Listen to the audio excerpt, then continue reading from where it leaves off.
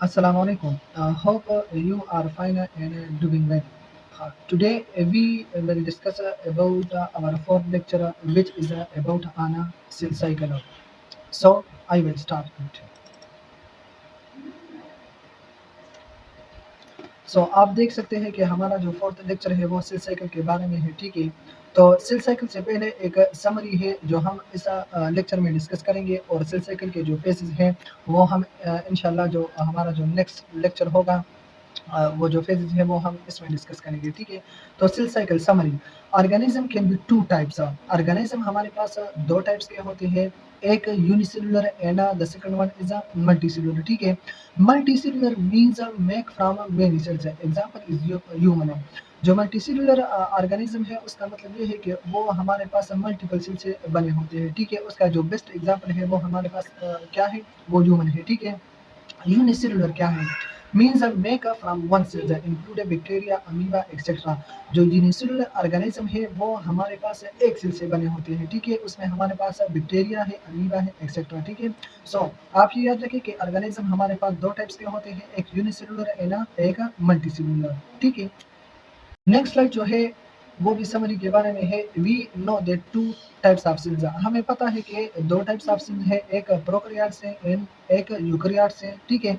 Eukaryotes के जो example है वो हमारे पास ह्यूमन है, यूकैरियोट्स भी वही है जो मल्टीपल सेल से बने होते हैं, ठीक है। प्रोकैरियोट्स जो वन सेल से बना होता है।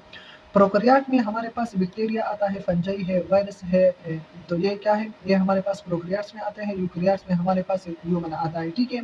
सो टू टाइप्स ऑफ सेल्स है, एक प्रोकैरियोट से एंड एक यूकैरियोट से, ठीक है। नोट, ये आप याद रखिए एमसीक्यूज पॉइंट ऑफ व्यू से, the main difference between a prokaryotes and eukaryotes is a double membrane bounded organism which is present only in a eukaryotic cell. जो प्रोकैरियोट्स एंड यूकैरियोट्स है उसमें जो मेन डिफरेंस है, main फर्क है, वो किस चीज का है, वो डबल मेम्ब्रेन बाउंडेड ऑर्गेनिज का है, ठीक है। जो प्रोकैरियोट्स है उसमें डबल मेम्ब्रेन ऑर्गेनिज नहीं होंगे, ठीक है।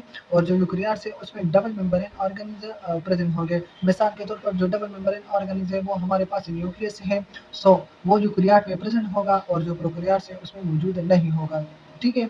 जो मेन डिफरेंस है प्रोकैरियोट्स और न्यूक्लियस में वो डबल मेम्ब्रेन ऑर्गेनिज का है।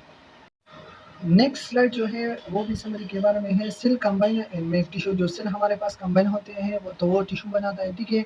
According to the type of tissue cell cycle can be divided into three types of. So अगर हम टिश्यू के बेसिस पर देखें तो सेल साइकिल को हम डिवाइड करते हैं थ्री टाइप्स में, ठीक है।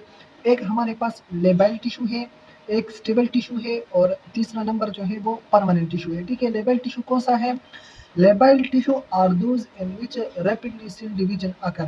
Example GIT, skin, hair. So labile tissue हमारे पास वो टिश्यू होते हैं जिसमें हमारे पास सेल डिवीजन रेपिडली होते हैं, जल्दी जल्दी होती है, ठीक है। तो उसके जो एग्जांपल है वो कौन कौन से हैं, वो हमारे पास GIT है, गेस्ट्रो इंटेस्टिनल ट्रैक, और स्किन है और हेयर्स है। उसमें जो सेल डिवीजन हो, लेबल टिश्यू में जो सेल डिवीजन है वो जल्दी जल्दी होगा, ठीक है। नेक्स्ट जो स्लाइड है वो हमारे पास स्टेबल टिश्यू के बारे में है। Stable tissue are those in which cell division occur but in a certain condition.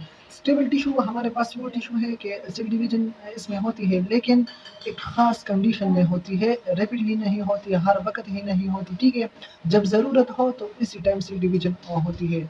इसके जो एग्जांपल है वो हमारे पास लीवर सेल्स हैं, पिनक्रियाज है और किडनी सेल्स है। तो स्टेबल टिश्यू में लीवर आता है, पिनक्रियाज आता है और किडनी आते हैं, ठीक है। चूंकि ये तो आर्गन है, और आर्गन हम कहते हैं कि टिश्यू की जो कम्बिनेशन है जब वो कंबाइन होते हैं तो आर्गन हमारे पास बनता है, ठीक है। तो stable tissue are those tissue in which cell division occur but in a certain condition, means एक खास कंडीशन में होते हैं, हर वक्त नहीं होते। परमानेंट टिश्यू, परमानेंट और दूसरी tissue in which have no cell division occur. Permanent tissue हमारे पास वो टिश्यू होते हैं जिसमें सेल डिवीजन बिल्कुल भी नहीं होती, ठीक है। एग्जांपल हमारे पास न्यूरॉन है एंड कार्डियक सेल्स है बिकॉज ऑफ नो सेंट्रियोल और सेंट्रोसोमा। सो इस टिश्यू में हमारे पास बिल्कुल ही डिवीजन नहीं होती। उसका जो एग्जांपल है वो न्यूरॉन है और कार्डियक सेल्स है। और रीजन यही है कि क्यों नहीं होती, तो इसका जो वजह है वो हमारे पास ये है कि इस सेल में या इस टिश्यू में हमारे पास सेंट्रियोल भी नहीं होता या सेंट्रोसोम भी नहीं होता, तो इस वजह से इसमें सेल डिवीजन नहीं होती। तो अब सेल साइकिल है क्या चीज़, cell cycle the alternating growth and division activity of the cell is called the cell cycle. ये सेल साइकिल का डिफिनीशन है, ठीक है।